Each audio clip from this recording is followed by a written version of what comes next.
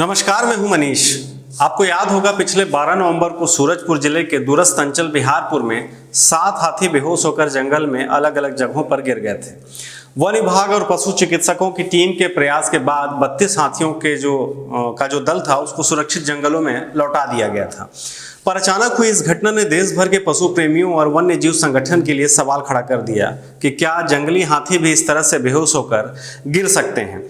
सवाल कई हैं पर फिलहाल जवाब एक भी नहीं है, क्योंकि रिपोर्ट आना भी बाकी है। इस तरह हाथियों के बेहोश होने की घटना किसी भी विशेषज्ञ को अचंभित कर रहा है। सूरजपुर जिले के डीएफओ के मुताबिक घटना दिनांक को हाथियों ने जिन जगहों पर पानी पिया था, फसलों और अनाजों को खाया था, वन विभाग ने सभी सैंपल कलेक्ट कर फिलहाल जांच के लिए भेज दिया है और इनका रिपोर्ट आना बाकी है। महत्वपूर्ण बात यह है कि छत्तीसगढ़ में यह घटना कई आशंकाओं को जन्म देती है। हाल ही में भारत सरकार के सर्वोच्च संस्थान की चेतावनी भी देश के बाहर यानी विदेशों तक चर्चा का विषय बना हुआ है कि यदि हसदेव अरण्य में नई कोयला खदान खोली गई तो हाथी मानव का जो द्वंद्व है वो इतना भयानक होगा कि राज्य सरकार भी किसी सूरत में ये घटना नहीं संभाल पाएगा। यहाँ के वन्य जीवों के कारण इस क्षेत्र को नो गो एरिया घोषित करने की बात रिपोर्ट में कही गई है।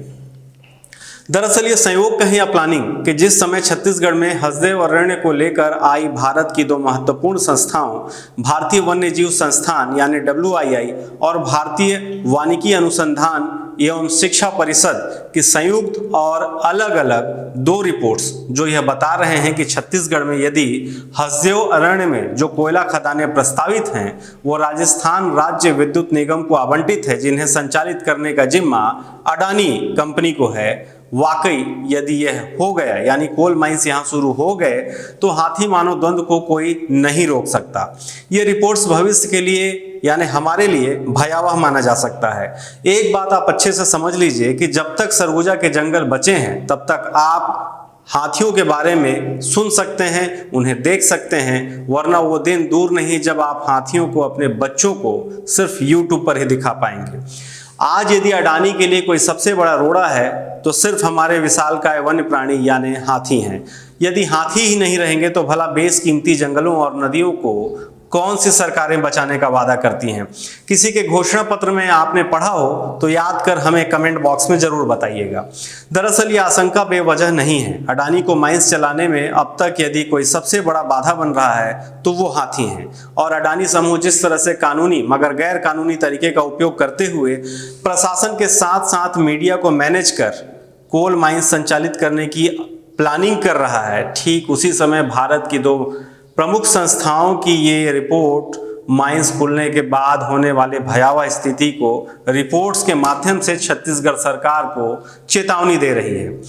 ठीक इसी वक्त हाथियों के बेहोश होने की घटना बिल्कुल भी सामान्य नहीं है। क्या आपको नहीं लगता कि यह घटना हाथियों के मारने की सुनियोजित योजना रही है?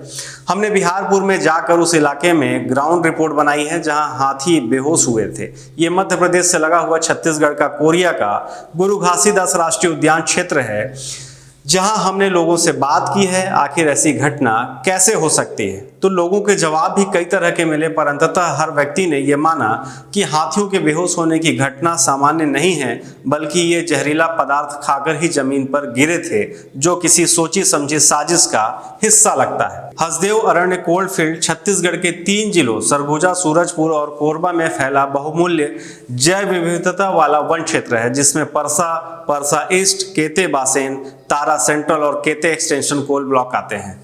वर्तमान में सिर्फ परसा ईस्ट केते बासेन में माइनिंग चालू है। 277 पेज की रिपोर्ट में भारतीय वन्य जीव संस्थान ने सभी महत्वपूर्ण पहलुओं पर प्रकाश डालते हुए लिखा है कि देश के 1% हाथी छत्तीसगढ़ में है, जबकि हाथी मानव द्वंद्व में 15% जनहानि छत्तीसगढ़ प्रदेश में होती है। रिपोर्ट में उल्लिखित किया गया है कि किसी एक स्थान पर कोल माइनिंग चालू की जाती है तो उससे हाथी वहां से हटने को मजबूर हो जाते हैं और वो दूसरे स्थान पर पहुंचने लगते हैं, जिससे नए स्थान पर हाथी मानव द्वंद्व बढ़ने लगता है। फिलहाल ये पूरी रिपोर्ट देखिए और तय करिए कि यदि इस घटना के पीछे वाकई किसी कारपोरेट संस्थान का हाथ है तो क्या आप ऐसी घटनाओं को बर्दाश्त करेंगे। इसलिए समय है आप इन जंगलों को बचाने के लिए जागरूक हो जाइए।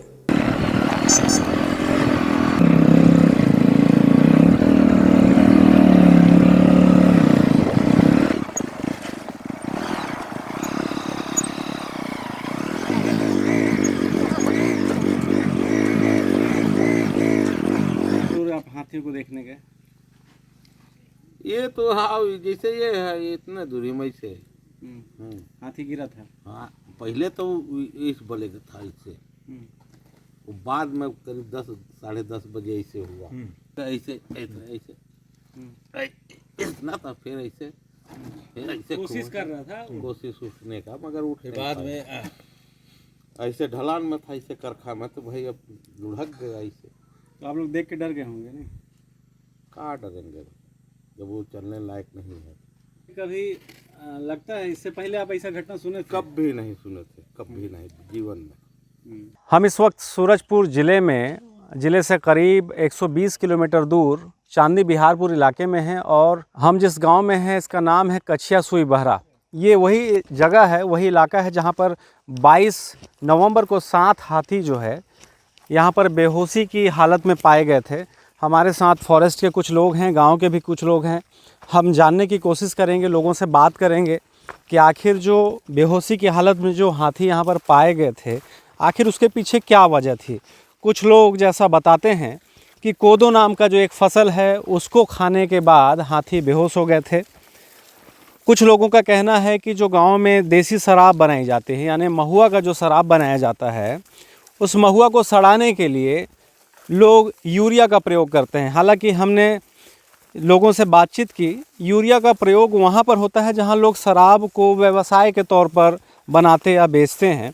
यहाँ व्यवसाय नहीं होता शराब का। गांव के लोग जैसा बता रहे हैं, शराब स्वयं खुद के सेवन के लिए वो लोग बनाते हैं, खुद के पीने के लिए, इसलिए यूरिया डालने का कहीं कोई प्रश्न खड़ा ही नहीं होता। अब सवाल ये है कि 32 हाथियों के दल में 7 हाथी जिस तरीके से इन खेतों में बेहोशी की हालत में पड़े हुए थे, आखिर अचानक से ऐसी क्या वजह हुई कि वो हाथी बेहोश होकर यहाँ पर गिर पड़े थे। तो ये बताइए कि कितने साल हो गए आपको नौकरी के?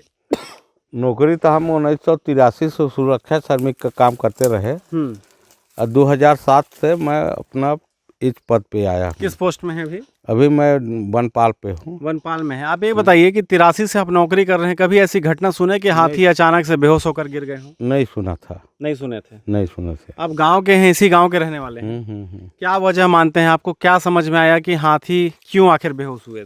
समझ ही नहीं पा रहे हैं कि किस वजह से लोग बेहोश हुए थे। कोदो का कारण तो मैं जानता हूँ। हाँ। कि कोदो में मात जाते हैं लोग। अच्छा। भाई हाथी को तो मारते हुए नहीं देखा हूँ, मगर जो लोकल बैल वैल में घास उसको मिसते उठते हैं हम लोग, तो वो लोग को मारते हुए देखे हैं। मतलब कोदो की फसल को जब मिसाई करते हैं तो उसमें बैल मात जाते हैं। बैल को मारते हुए देखे हैं, पर हाथी को कभी नहीं देखा। हाथी को मारते हुए कभी नहीं देखे। तो हाथियों का पुराना इलाका रहा है, पुराना रहवास क्षेत्र है, इधर से आते जाते दिन से आ जा रहे हैं हाथी यहाँ। तो कभी ऐसी घटना सामने नहीं आई थी। तो ये फॉरेस्ट के ही कर्मचारी हैं, इनका कहना है कि आज से पहले 1983 से ये नौकरी कर रहे हैं, आज तक हाथियों के साथ ऐसी घटना इन्होंने कभी नहीं देखी है। पहली दफ़ा ऐसी चीज़ें इनके सामने आई हैं जब हाथी बेहोश होकर ज़मीन पर गिर पड़े हैं। इनका कहना है कि कोदो नाम की जो फसल है, वो फसल खाने के बाद बैल जो होते हैं वो मात जाते हैं, यानी नशे में हो जाते हैं। हम मिसाई करते समय। तो एक कारण ये बता रहे हैं कि ऐसा हो सकता है कि हाथी जो है वो कोदो की फसल खा ली हो। तो कुल मिलाकर आज भी ये मामला जो है उलझा हुआ है, स्पष्ट नहीं है कि आखिर हाथी जो हैं वो किस वजह से बेहोश हुए थे। काफ़ी लोग ये मान रहे हैं कि ये कोदो की फसल या महुआ को सड़ाने के लिए जो यूरिया का प्रयोग किया जाता है वो वजह बिल्कुल भी नहीं थी। वजह जो रही वो हो सकता है कि कीटनाशक का जो प्रयोग किसान लोग अपने खेतों में करते हैं, शायद ये रही हो, या दूसरा एक बड़ा वजह जो जानबूझ के किया गया हो, ये मैन एलिफेंट कॉन्फ्लिक्ट का नतीजा है, यानी कि मानव और हाथी का जो द्वंद्व है, निश्चित रूप से यही वो बड़ा कारण रहा होगा। क्योंकि इससे पहले भी इस तरीके की घटनाएं सूरजपुर समेत तमाम छत्तीसगढ़ के ज़िलों में इस तरीके की घटनाएं हाथियों के मृत्यु के बाद सामने आ चुकी है कि जब ग्रामीणों के द्वारा ही हाथियों को मारने का कोई नया प्रयोग ईजाद किया जाता है। इस तरीके की बातें भी सामने आई थी कि ये कहीं ना कहीं हाथी मानव द्वंद्व का ही नतीजा है। क्योंकि जिस तरीके से हाथियों का आतंक पूरे क्षेत्र में फैला हुआ है, जंगल सिमटते जा रहे हैं और हाथी लगातार गाँव में आक्रमण कर रहे हैं, लोगों के मकानों को तोड़ रहे हैं, फसल को रौंद रहे हैं, तो इस बात से बिल्कुल इनकार नहीं किया जा सकता कि इस पूरे मामले में कुछ लोग संलिप्त हो सकते हैं। हम इस वक्त बिहारपुर के कछिया सुई बहरा गांव में हैं और उस जगह पर हैं जहां पर 7 हाथी आसपास में कुछ दूरी पर बेहोशी की हालत में पाए गए थे। यहां पर सबसे पहले जिन्होंने इस घटना को देखा था, हाथी को बेहोशी की हालत में देखा, वो हमारे साथ मौजूद हैं। गांव के ही एक जिम्मेदार नागरिक हैं। क्या शुभ नाम है आपका? पप्पू जायसवाल। पप्पू जायसवाल। ये बताइए कि जब आप हाथी को यहाँ पर देखे तो सबसे पहले आपने किसको यहाँ पर फ़ोन किया था? मैंने डीपो साहब को फ़ोन किया और अपने वन विभाग के रेंजर को भी जानकारी दिया। ठीक है। 7 की संख्या में हाथी बेहोशी की हालत में आसपास पड़े हुए थे। जी। ये जो हाथी यहाँ पर थी, हथनी थी, है ना? इसके बच्चे भी थे आसपास में। तो इसको उठने में काफ़ी समय लगा। जी। डॉक्टरों ने इलाज भी किया? हाँ, इलाज भी किया। उसके बाद भी 2 तो उठ गए, लेकिन और हाथी पड़े हुए थे। 10 साढ़े 10 बजे रात अपने आप ये लोग हाथी लोग पूरे झुंड लोग जुटे तो खूब चिल्ला रहे थे यहाँ पे। हम लोग यहीं बगल में गाँव बस्ती में रहे सारी रात। झुंड 10 साढ़े 10 11 बजे भर खूब चिल्लाए लोग।